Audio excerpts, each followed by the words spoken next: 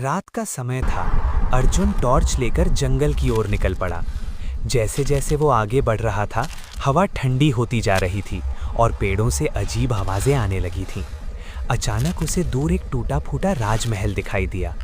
जैसे ही वो उसके पास पहुंचा, महल का बड़ा दरवाजा अपने आप क्रीक की आवाज के साथ खुल गया। अर्जुन थोड़ा डरा, लेकिन हिम्मत करके अंदर चला गया। महल के अंदर हर तरफ धूल जमी थी, दीवारों पर पुरानी तस्वीरें टनी थीं और चारों तरफ गहरा सन्नाटा था।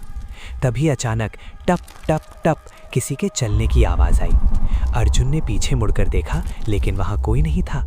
उसकी टॉर्च झपकने लगी। तभी सामने लगे एक बड़े आईने में उसे सफ़ेद कपड़ों में एक औरत का प्रतिबिंब दिखाई दिया। अर्जुन ने तुरंत पीछे मुड़कर देखा, लेकिन वहाँ कोई नहीं था। डर के बीच अर्जुन को एक पुरानी किताब मिली। उसने उसे खोला, जिसमें लिखा था, इस महल की रानी को उसके अपने लोगों ने धोखा दिया और उसे जिंदा दीवार में चुनवा दिया गया। उसकी आत्मा आज भी इंसाफ के लिए भटकती है। अर्जुन ये पढ़ ही रहा था कि अचानक एक ठंडी हवा का झोंका आया और पीछे से आवाज़ गूंजी, मुझे इंसाफ चाहिए। अर्जुन डरते हुए धीरे धीरे पीछे मुड़ा। उसके सामने वही भयानक रानी की आत्मा खड़ी थी। लाल आंखें, डरावना चेहरा और गूंजती हुई आवाज़। उसने पूछा, तुम यहाँ क्यों आए हो? अर्जुन कांपते हुए बोला, मैं सच जानना चाहता हूँ। रानी धीरे धीरे उसके पास आई और बोली, अगर सच जानना है तो मेरी मदद करो।